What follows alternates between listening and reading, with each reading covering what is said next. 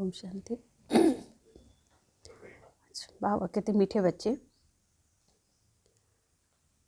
अपना चार्ट रखो तो पता लगे कि हम आगे बढ़ रहे हैं या पीछे हट रहे हैं। किस लिए चार्ट रखना?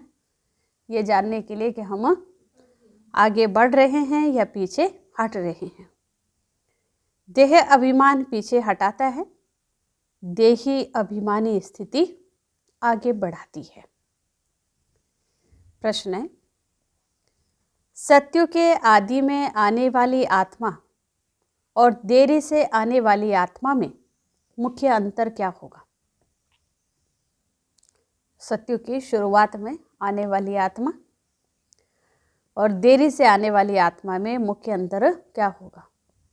पुरुषार्थ करें ना सब स्वर्ग में जाने के लिए, तो शुरू में आने वाले और अंत में आने वाले क्या अंतर होगा? बाबा कहते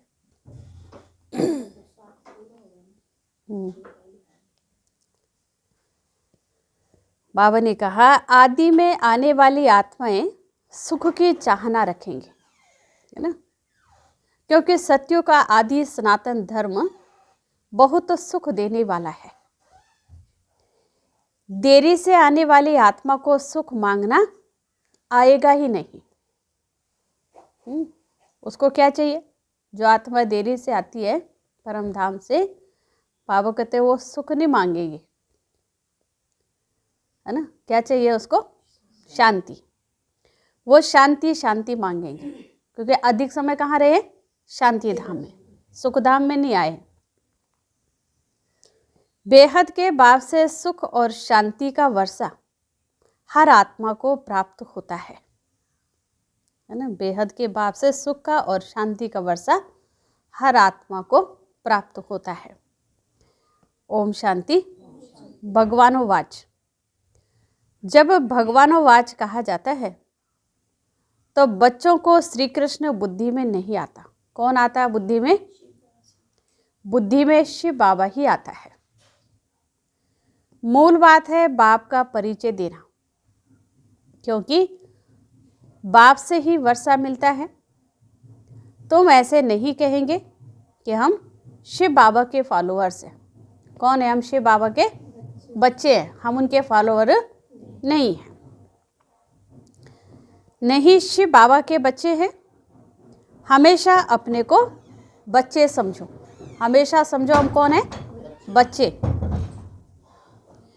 और कोई को ये पता नहीं है कि वह बाप टीचर सतगुरु भी है।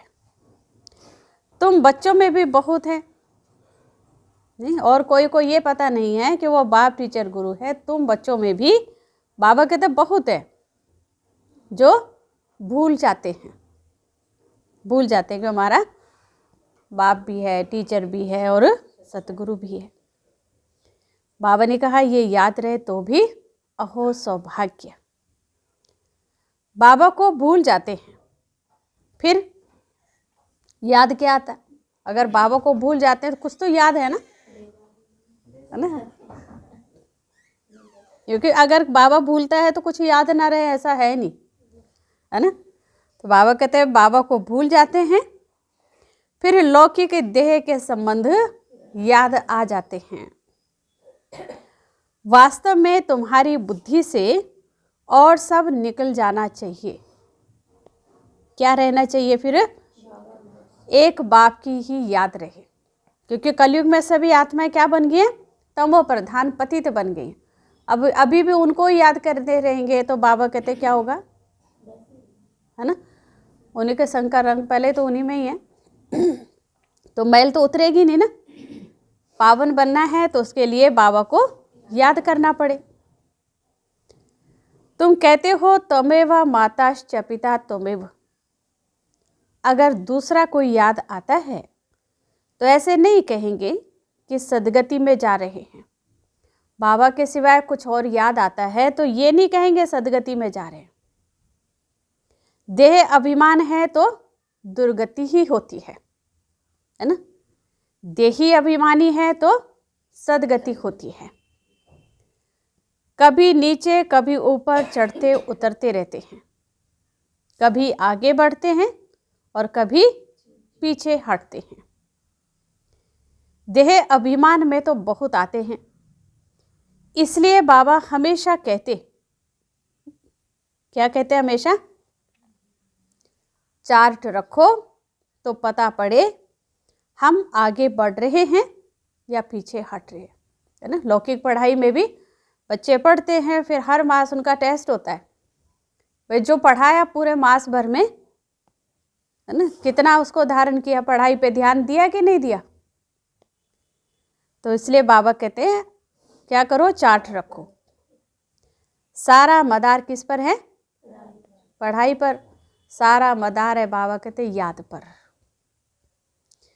नीचे ऊपर होते ही रहते हैं।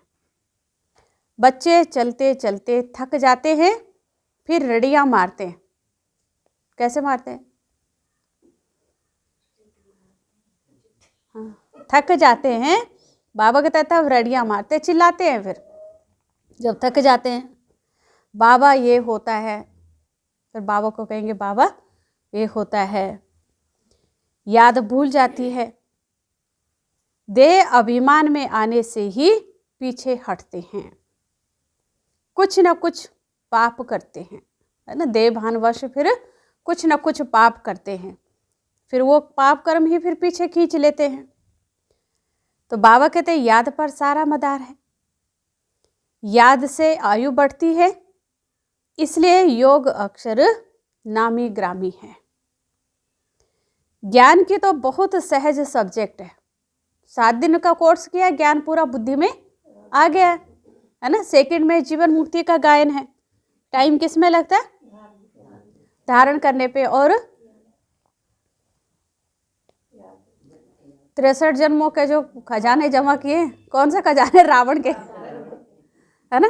63 जन्मों के पाप कर्मों का जो बोझा है, उसको चुकतू करने में फिर समय लगता है। उसके लिए बाबा कहते क्या करो, आत्म अभिमानी बनकर बाबा को याद करते रहो, क्योंकि याद के बिना तो पाप कटने से रहे, है ना। तो इसलिए बाबा ने कहा सारा मदार याद पर है। बहुत है जिनको ज्ञान भी नहीं है तो योग भी नहीं है, इससे बहुत नुकसान होता है। बहुतों से मेहनत होती नहीं है। कितनी मेहनत की पढ़ाई है ना। क्या है मेहनत की पढ़ाई हमारी? मेहनत क्या है? चलो कुछ भी नहीं है, बस अटेंशन देने की जरूरत है। भूल जाते हैं, बाबा कहते हैं घड़ी घड़ी, है ना। तो बाबा कहते हैं बहुतों से इतनी मेहनत भी होती नहीं। पढ़ाई में नंबरवार तो होते ही हैं। पढ़ाई से समझा जाता है कि ये कहाँ तक और किसकी सर्विस करते हैं। सबको शिव बाबा का परिचय देना है। तुम जानते हो बेहद का वर्षा एक ही बेहद के बाप से मिलता है। मुख्य है माता पिता और तुम बच्चे। ये हुआ ईश्वरीय कुटुंब, है ना। और कोई रिश्ते नहीं, है ना। बेहद के माता पिता और बच्चे। एक बाप को ही याद करना है, और कोई की भी बुद्धि में ये नहीं होगा कि हम शिव बाबा की संतान हैं, उनसे ही वर्षा लेना है। एक बाप को ही याद करना है, वो भी निराकार शिव बाबा। परिचय भी ऐसे दो, वो तो बेहद का बाप है, उनको सर्वव्यापी कैसे कह सकेंगे, है ना। वो बेहद का बाप है, सारी मनुष्य सृष्टि में जो भी आत्मा है सबका पिता है। तो बाबा कहते हैं उनको सर्वव्यापी कैसे कहेंगे? भला उनसे वर्षा कैसे पाएंगे? अगर सर्वव्यापी है तो वर्षा कैसे पाएंगे? पावन कैसे बनेंगे? बन ही नहीं सकेंगे। इसलिए बाबा घड़ी घड़ी कहते मन मना भव मुझे याद करो।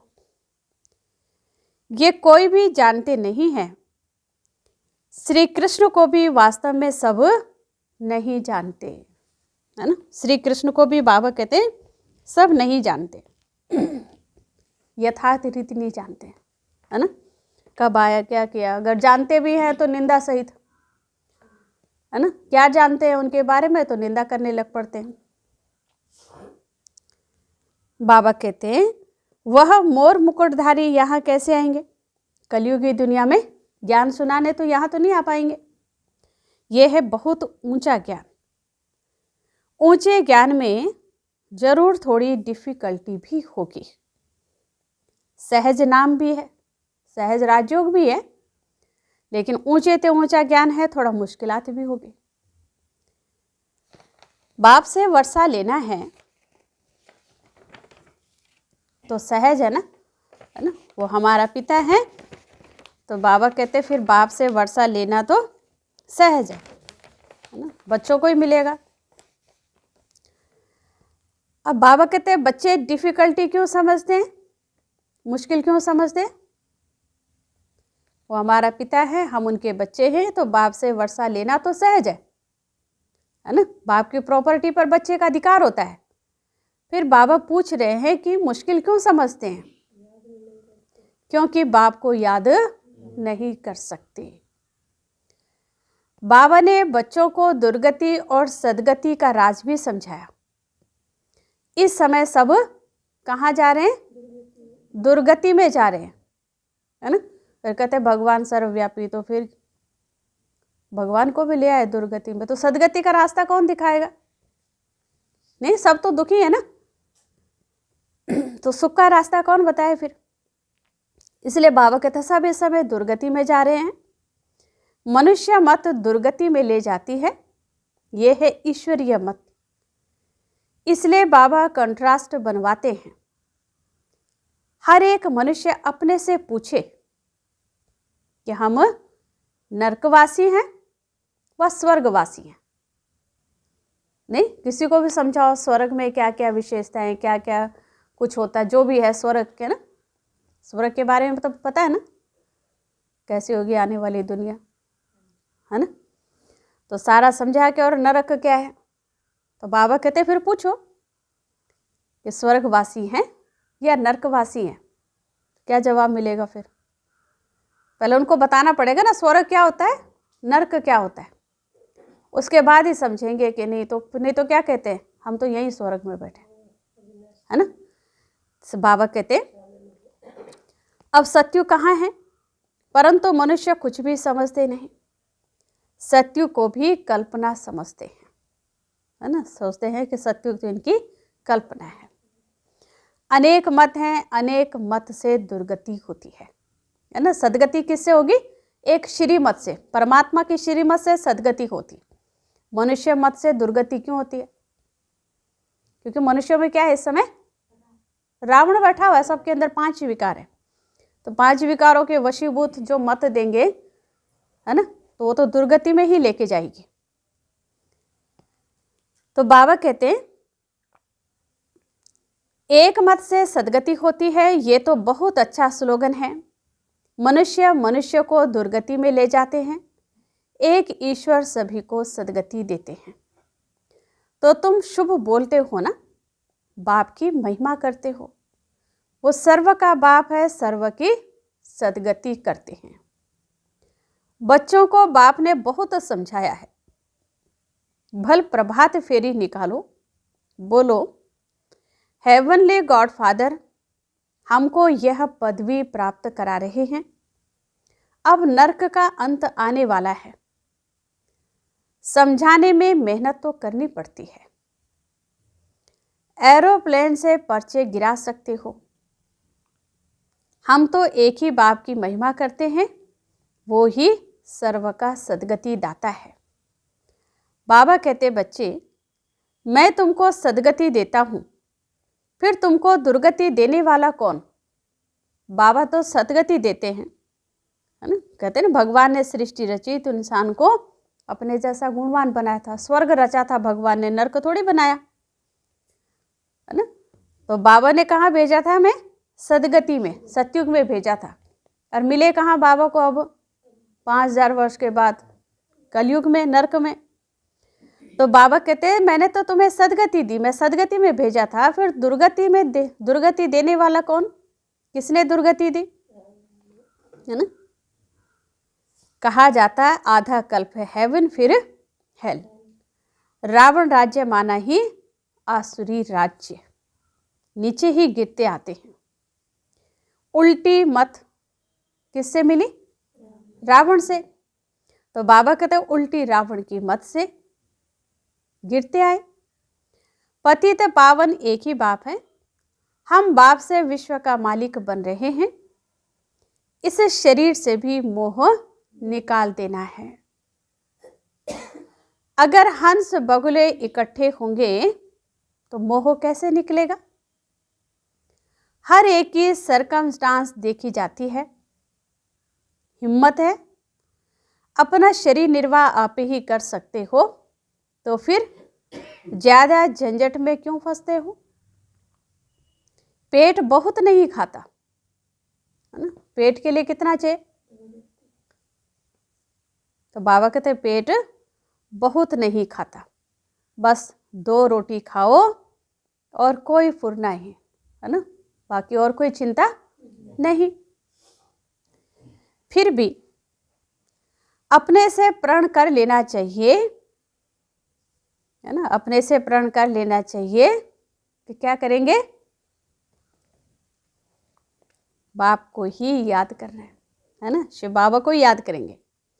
तो बाबा कहते हैं प्रण कर लेना चाहिए जिससे सब विकर्म विनाश हो जाए। इसका मतलब ये नहीं, बाबा ने कहा ना कि पेट कोई बहुत अधिक नहीं खाता, 2 रोटी खाई और निश्चिंत है ना, कोई फुर्ना नहीं। फिर बाबा क्या कह रहे कि इसका मतलब ये नहीं है कि धंधा नहीं करना है। बाबा ने कहा ना 2 रोटी तो मिल ही जानी है, चले काम धंधा सब छोड़ के बैठ जाओ। बाबा ये नहीं कहते किसी को कर्म करना छोड़ दो, धंधा धोरी है वो छोड़ दो, नहीं। तो बाबा ने कहा इसका मतलब ये नहीं कि धंधा नहीं करना है, धंधा नहीं करेंगे तो पैसा कहाँ से आएगा? शरीर निर्वाह के लिए तो पैसा कमाना पड़ेगा,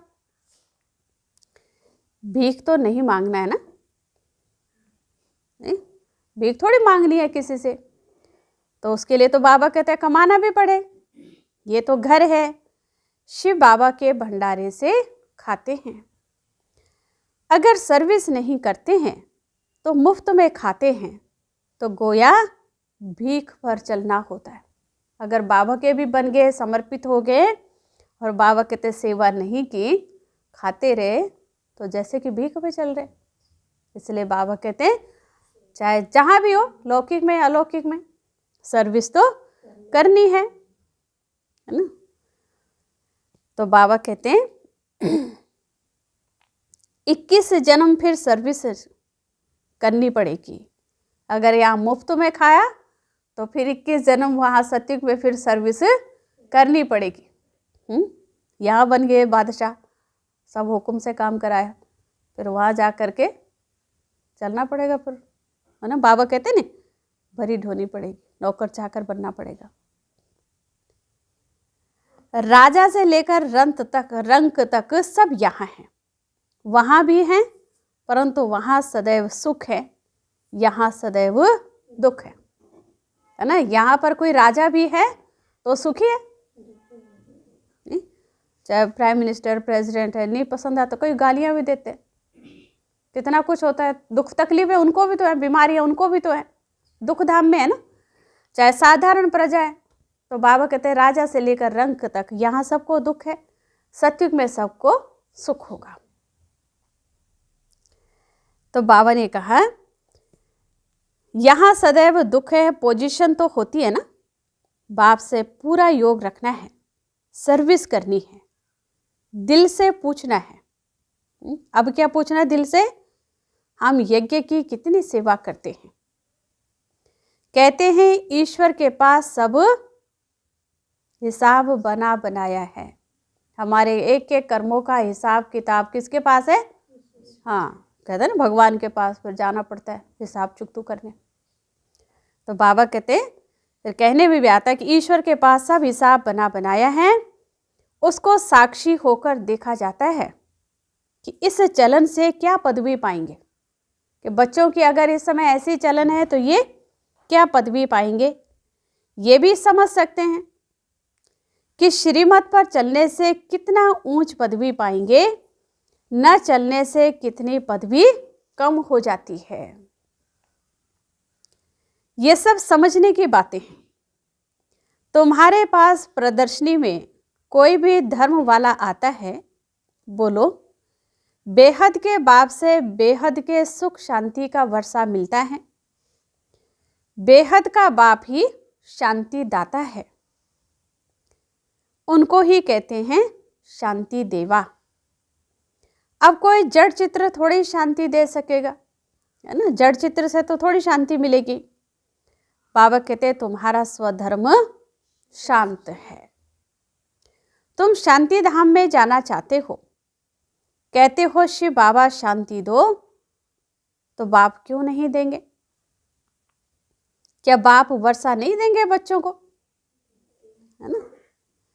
कहते हैं शिव बाबा सुख दो, वो तो हेवन स्थापन करने वाला है, तो सुख क्यों नहीं देंगे? बाबा के पास सुख शांति के जो खजाने हैं, बाबा कहते बच्चों को ही तो देंगे, क्यों नहीं देंगे? उनको याद ही नहीं करेंगे, उनसे मांगेंगे ही नहीं, तो वो देंगे भी क्या? शांति का सागर तो बाबा ही है। तुम सुख चाहते हो, तो बाप कहते हैं शांति के बाद फिर सुख में आना है ना। पहले घर जाना है शांति धाम, फिर सुख धाम सतयुग में आना है। पहले पहले जो आएंगे वह सुख पाएंगे। देरी से आने वालों को सुख मांगना आएगा ही नहीं। वो क्या मांगेंगे, है ना, शांति मांगेंगे। तो बाबा कहते हैं मुक्ति मांगेंगे, उनको मुक्त समय मुक्ति चाहिए, जीवन मुक्ति। स्वर्ग में हमें नहीं आना, वो कहेंगे हमें नहीं आना स्वर्ग में। तो बाबा कहते जो देरी से आएंगे वो मुक्ति मांगेंगे, शांति मांगेंगे। तो बाबा कहते पहले सब मुक्ति में जाएंगे, वहां तो दुख होगा ही नहीं। तुम जानते हो हम मुक्ति धाम में जाकर फिर जीवन मुक्ति में आएंगे, बाकी सब मुक्ति में चले जाएंगे। इसको कयामत का समय कहा जाता है। जब सब जाएंगे शांति धाम, तो बाबा कहते इसको क्या कहा जाता, कौन सा समय चल रहा है? कयामत का समय। सबका हिसाब किताब चुकतू होने वाला है। जानवरों का भी हिसाब किताब होता है ना, जानवरों का भी होता है, सबका बाबा कहते हिसाब किताब। कोई कोई राजाओं के पास रहते हैं, कौन? जानवर आदि, है ना। कोई कोई बाबा कहते राजाओं के पास रहते हैं, उन्हों की कितनी पालना होती है ना। खुद दिखाते महाराणा प्रताप का घोड़ा था, उसकी पालना खुद करते थे, चारा भी खुद खिलाना, खुद जाना, देखभाल करना। तो बाबा कहते हैं कि जो राजाओं के पास रहते हैं उन्हों की कितनी पालना होती है, रेस के घोड़ों की कितनी संभाल होती है, क्योंकि घोड़े तीखे होंगे तो कमाई अच्छी होगी। धनी जरूर प्यार करेंगे, है ना। जो मालिक होगा उनका, वो जरूर उनको प्यार करेगा, क्योंकि कमाई करके दे रहे हैं उनको। ये भी ड्रामा में नोंद है, वहाँ ये होते ही नहीं। सत्युग में नहीं ऐसे करेंगे ना, वे कमाई हो तो उसके लिए, है ना, घोड़े पाले, ये करें। बाबा कहते वहाँ ये होते नहीं। ये रेस आदि बाद में शुरू हुई। ये सारा बना बनाया खेल है। सृष्टि के आदि मध्य अंत को भी अब तुम जान गए हो। आदि में बहुत थोड़े मनुष्य होंगे। हम विश्व पर राज्य करते रहेंगे। हर एक समझ सकते हैं कि हम बन सकते हैं व नहीं। क्या बन सकते हैं?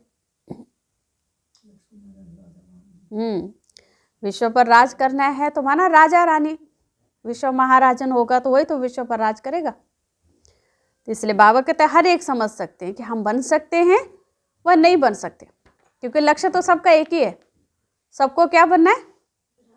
हाँ, कौन सा राजा रानी? द्वापर कलयुग के राजा रानी नहीं बनना, सतयुगी, है ना। तो राजा रानी बनना है तो उसके लिए क्या करना पड़े? है ना। तो देख सकते हैं कि हमारा पुरुषार्थ ऐसा है ना। तो सत्य के डबल सिरताज, तो यहाँ भी डबल ताज यहाँ पहन के रखना पड़ेगा ना। पहले डबल ताज पहले यहाँ धारण करना पड़ेगा, सेवा की जिम्मेवारी का ताज, दूसरा पवित्रता का ताज। दोनों ताज हैं तो फिर वहाँ पर उस हिसाब से 2 ताज मिलेंगे। तो बाबा कहते हैं हाँ, समझ सकते हैं कि हम वह बन सकते हैं व नहीं। हम बहुतों का कल्याण करते हैं। राजा बनना है तो प्रजा विजय ना, बहुतों का कल्याण करते हैं। इसमें मेहनत करनी पड़े जबकि बाप मिला है।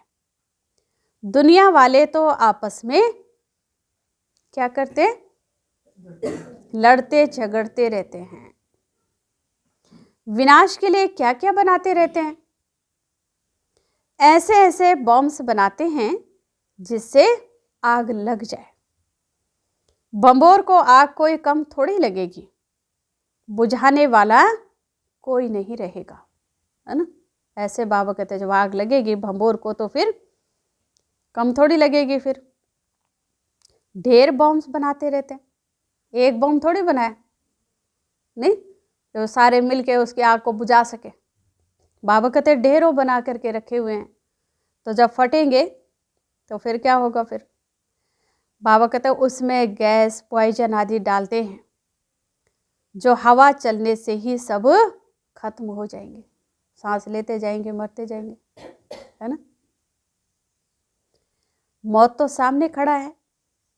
इसलिए बाप कहते वर्षा लेना हो तो लो, वर्षा लेना हो तो बाबा कहते लो, मेहनत करो, टू मच धंधे आदि में मत जाओ।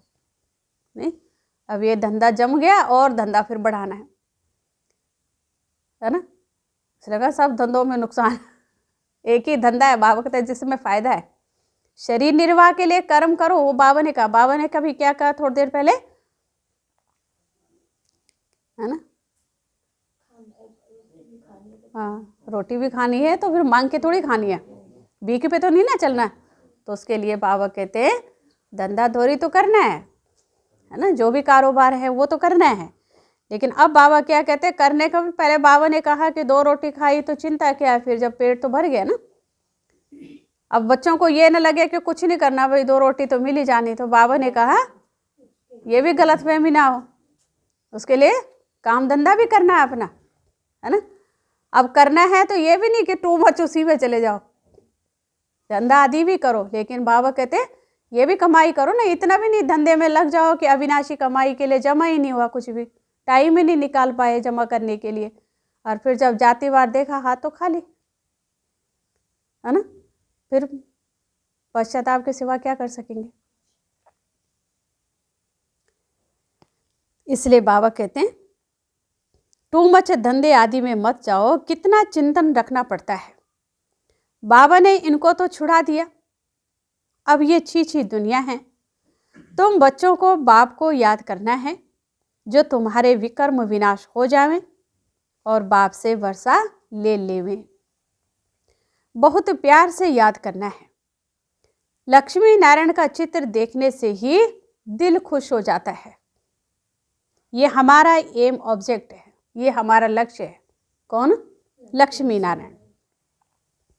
भले पूजा करते थे, परंतु ये मालूम थोड़ी ही था कि हम ये बन सकते हैं, है ना। बाबा अनुभव सुना रहे कि भाई भले पूजा करते थे नारायण की भी, लेकिन ये पता थोड़ी था कि हम ये बन सकते हैं।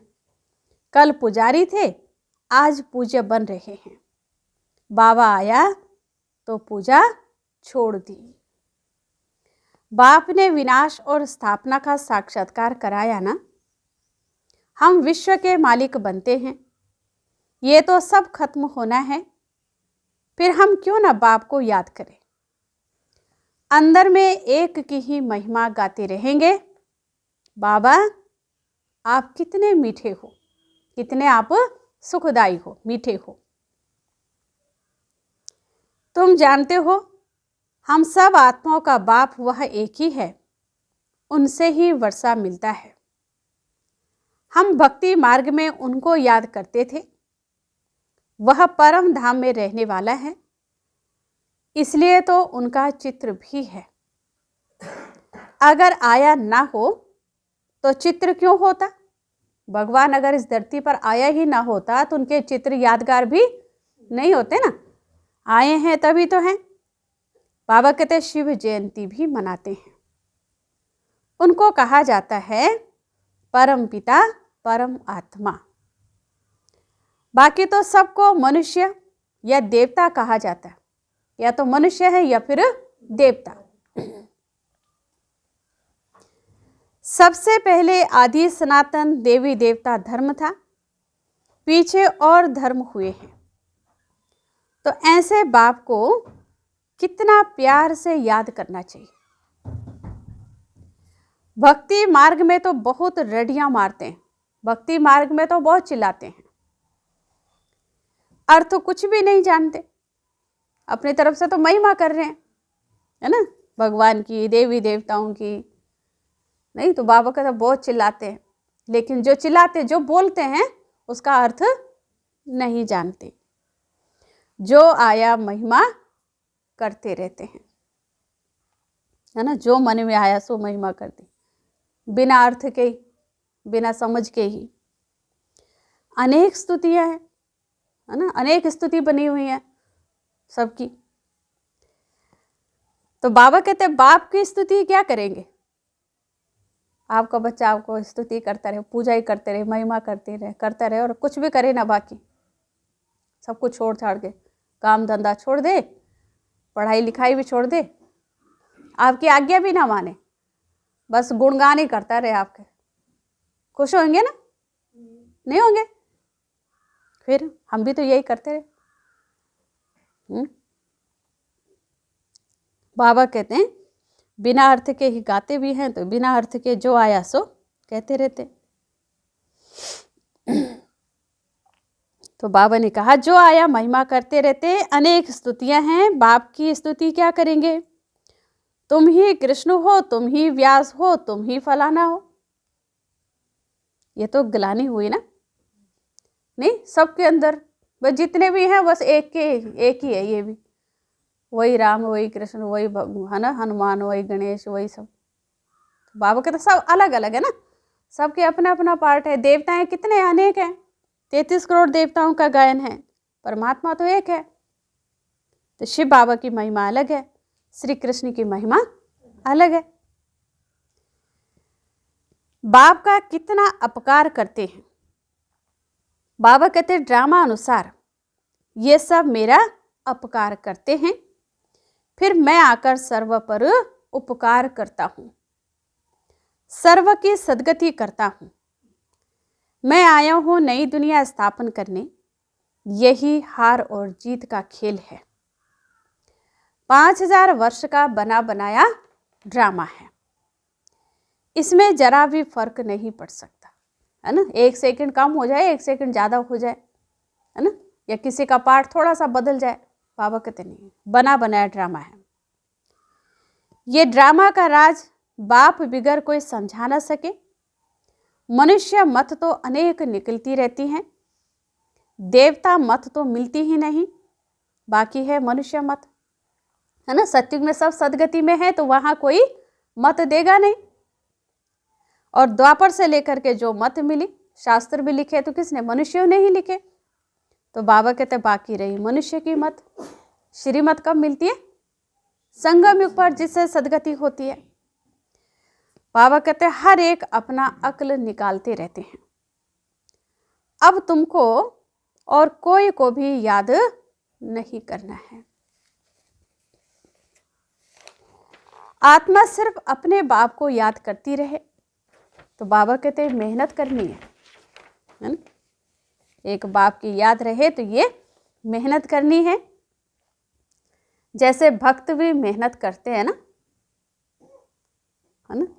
कई देखो भक्ति मार्ग में कितनी भक्ति करते थे, कितना व्रत रखना, है ना, कितना सुबह सुबह कहीं जाते ना सरोवर में, ठंडे पानी में, नदियों में स्नान करते जहाँ नज़दीक हो।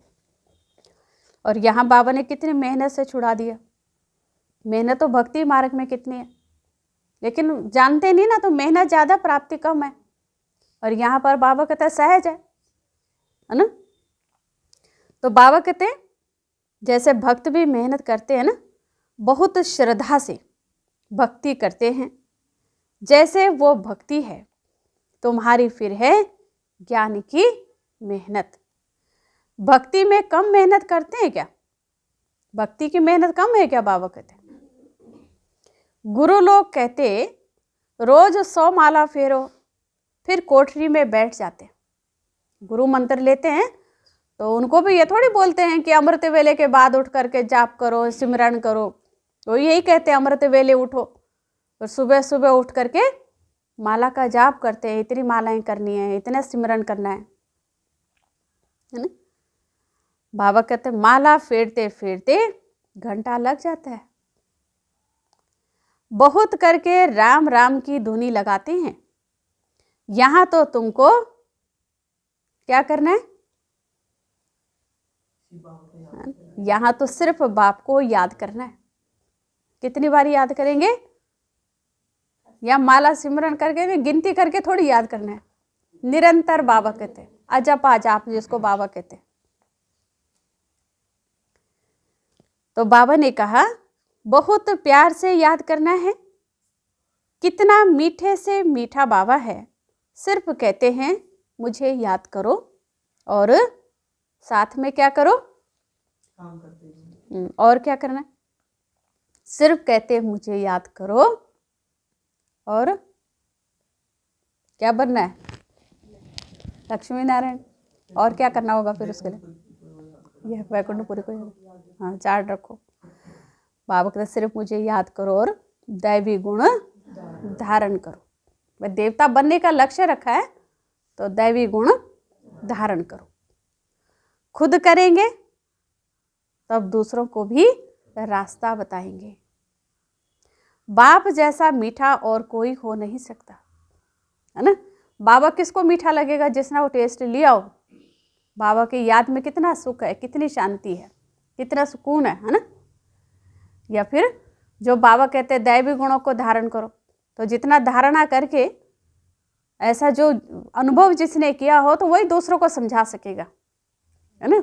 कोई चीज़ आपने खाई हो तो बहुत टेस्टी है, दूसरों को भी बताएंगे बहुत अच्छा लगता है, फलानी चीज़ लेकर के खाओ। तो ऐसे बाबा कहते हैं खुद किया होगा, जो सिर्फ खुद करते होंगे तो दूसरों को भी रास्ता बताएंगे।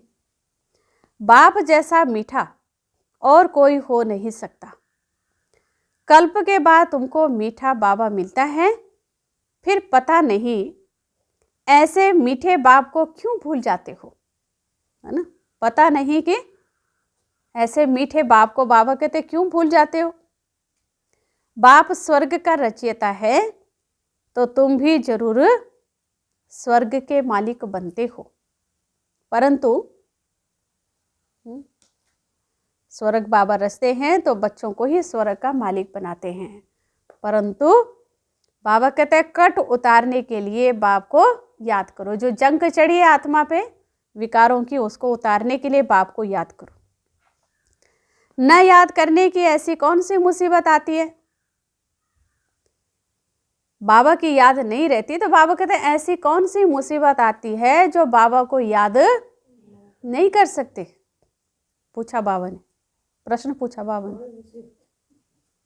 मुसीबत क्या? बाबा कहते बाबा कहते कारण बताओ। क्या बाप को याद करना मुश्किल है? इतना डिफिकल्ट है? बाबा कहते शिव बाबा को याद करना है, बाबा कहते मुश्किल है। कारण बताओ। बाबा कहते कौन सी मुसीबत आती है जिस कारण से बाबा को याद नहीं कर पाते? या बाबा सुख नहीं देता? दुख देने वालों को तो भूलते ही नहीं, दिन रात उसी को याद कर करके, चाहे वो गाली दे रहे हो उसी को याद कर रहे हो, उसने ये बोला फिर रोते रहेंगे, है ना। और बाबा इतना मीठा माना इतना सुखदाई है, सुख का सागर है, और उसको याद नहीं कर पाते। तो बाबा कहते क्या मुसीबत आती है, क्या कारण है? बाबा कहते बताओ। पूछा बाबा ने, प्रश्न पूछा है। देहधारियों से क्या मिलता है? असली खजाना क्या खजाना मिलता है ना। देहधारी दुखदाई, है ना। इसलिए बाबा ने क्या कहा, कल भी कितना बताया, क्या समझो अपने को आत्मा। आत्म अभिमानी बनो, देही अभिमानी बनकर बाबा को याद करना है। आज भी बाबा कहते हैं कि अपने को आत्मा समझो, बाबा को याद करो, क्योंकि जंग चढ़ी हुई है द्वापर से लेकर के, विकर्म कितने किए हुए हैं, तो वो सब चुक तो करने। अच्छा, मीठे मीठे लकी सितारों प्रति माता पिता बाप दादा का याद प्यार और गुड मॉर्निंग। रूहानी बाप की रूहानी बच्चों को नमस्ते। रूहानी बच्चों की रूहानी बाप दादा को दिलवा जान सिकवा प्रेम से नमस्ते। ओम शांति। धारणा के लिए मुख्य सार। बाबा ने कहा शरीर निर्वार्थ कर्म जरूर करो, लेकिन टू मच झंझटों में नहीं फंसना है ना। ऐसा चिंतन धंधे आदि का ना हो जो बाप की याद ही भूल जाए। धंधे का ऐसा चिंतन ना हो जो बाप की याद ही भूल जाए। अनेक मनुष्य मतों को छोड़ एक बाप की मत पर चलना है। एक बाप की महिमा गानी है। एक बाप को ही प्यार करना है। बाकी सबसे मोह निकाल देना है ना, मोह निकाल देना है। वरदान। बेहद के वैराग्य वृत्ति द्वारा पुराने संस्कारों के वार से सेफ रहने वाले मास्टर नॉलेजफुल भव। बेहद की वैराग्य वृत्ति द्वारा पुराने संस्कारों के वार से सेफ रहने वाले मास्टर नॉलेजफुल भव।